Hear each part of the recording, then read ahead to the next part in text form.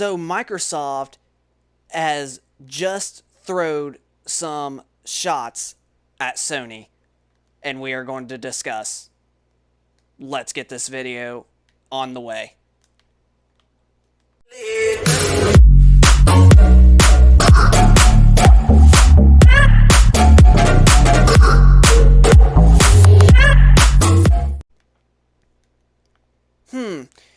You remember that feature that Microsoft brought to the table to the Xbox One back in 2015?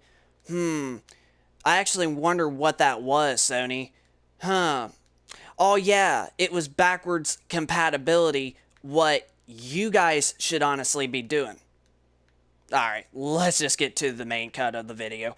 So, Microsoft has basically just thrown some shots at Sony when it comes to backwards compatibility, especially with what they have done through this generation with the Xbox One.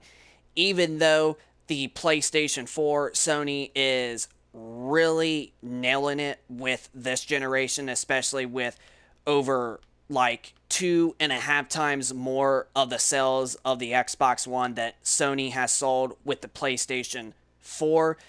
And I will say that Sony has been doing a much better job than what they did with the PlayStation 3, making the price, down to where it's consumer friendly and affordable to everybody, unlike with the PlayStation 3 when they launched it at like $600, which was basically too much for a lot of people back in the day, back in 2006.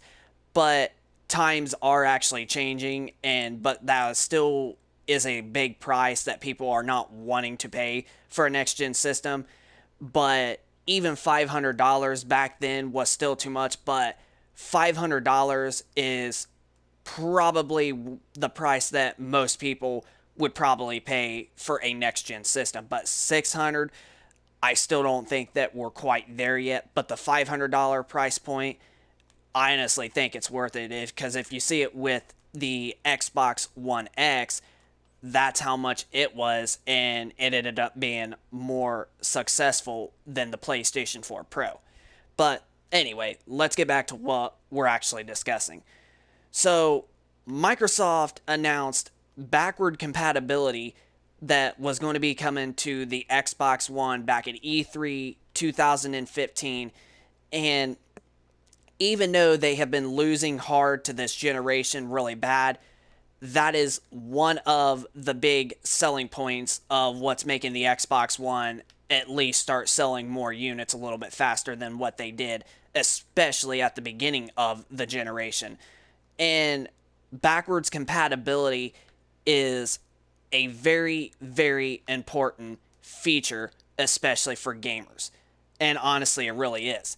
Because with the older consoles, as the older they get, especially like the PlayStation 1 and the PlayStation 2 and the GameCube, and especially most of the Nintendo consoles that were the cartridges, where you had the original Nintendo, and then the Super Nintendo, and then the 64, especially the 64. Those consoles are starting to become very, very rare and hard to find. Now, I am actually a lucky guy right now, especially because I own a Super Nintendo. I actually own two of them, and my stepbrother, well, not my stepbrother, but my original brother, actually gave me his old one just a couple years ago before I moved out into my own apartment.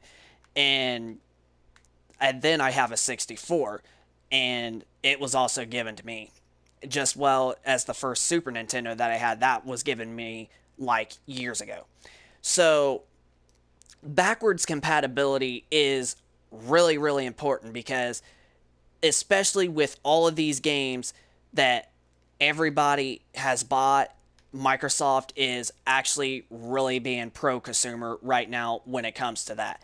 So they have basically, just today, Phil Spencer has just basically announced that all backward compatibility titles will support HDR on the Xbox Series X and will be able to take a full advantage of higher resolution. So basically, every original Xbox game and 360 game that you basically get and that's already currently backwards compatible on the Xbox One that's going to be bringing straight over will be in native 4K and will go up higher resolutions or higher frame rates is what I mean to say.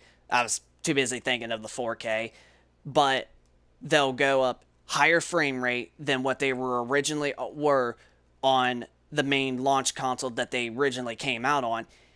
And you know what else is even better? That's going to be the best place that they're going to play. So you are basically going to be really, really faithful with the Xbox Series X. And Phil Spencer himself, I have to literally give him so much credit right now. Even though after the Xbox One may have been a bad start, Phil Spencer has done a lot of great stuff of trying to make this console actually a lot more pro-consumer friendly and making it more fun. And he's just been really great and faithful to the Xbox One. So with the stuff that they did at the beginning of the Xbox One, Phil Spencer and the team Xbox is way 10 times in a much better place than they was in the beginning of the Xbox One generation. So, yeah, so Sony, why can't you do backwards compatibility, especially at least with the PlayStation 3? Okay, yeah, we know that the architecture is completely different, but you can make games work on the PlayStation 5, especially the PS5. You could probably even got the PlayStation 3 games to work on the PlayStation 4. No, it's just instead what you guys want to do is make everybody pay for games that they already own to pay again, especially like the PlayStation 2 classics. We shouldn't have to do that. And that's one thing of what Microsoft said with backwards compatibility, especially when they announced it at E3 2015, is you basically are not getting charged or anything to basically play your old games. If you owned them, well, guess what? They're coming with you. And that's what they're basically saying right now with the Xbox Series X. All of those games that you have bought on the original Xbox and then the 360 and the Xbox One, hey, guess what? They're there with you. And you can play on any of them from where you left off. Your saves are still there. And this is really, really smart for Microsoft. They are making pro-consumer moves ever since this at the end of this generation. Like, Microsoft is really nailing it. And I'm really hyped up for the Xbox Series X. Now, Sony does have backward compatibility going for the PS5. I'll give Sony credit for that. But the only bad thing is why just PS4? Okay, I have almost 100 PlayStation 2 discs right now, if not over 100 PS2 discs, and I definitely own over 100, maybe close to 200 PlayStation 3 games. So why is it so hard to make those games work so we can put our discs in and just play them like that?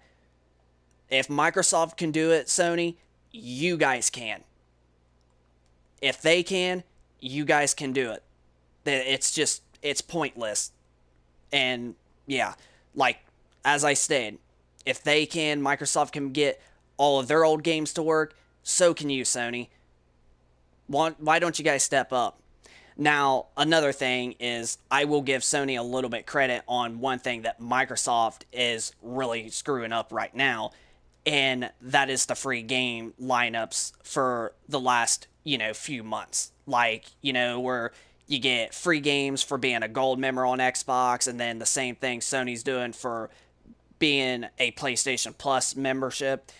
Well, Microsoft did used to give some games that were big, but over the last several months, Microsoft hasn't been giving no games that people like. No, like all the games that Microsoft is giving for to gold members is like literally just arcade games. Like I understand that like the games are literally free and you shouldn't complain about free stuff, but look at what Sony has been doing, and especially with what games they've been giving.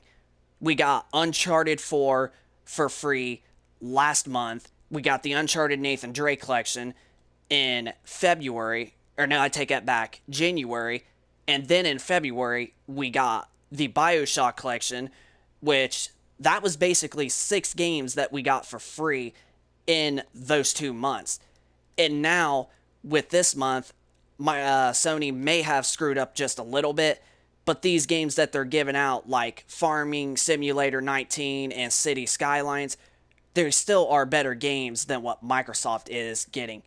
And now, with the month of June, they have just announced this week that you can get Call of Duty World War II, which is one of the best Call of Duty games on the current generation consoles that I personally think, because I honestly think World War II is my second favorite Call of Duty game alongside the new Modern Warfare.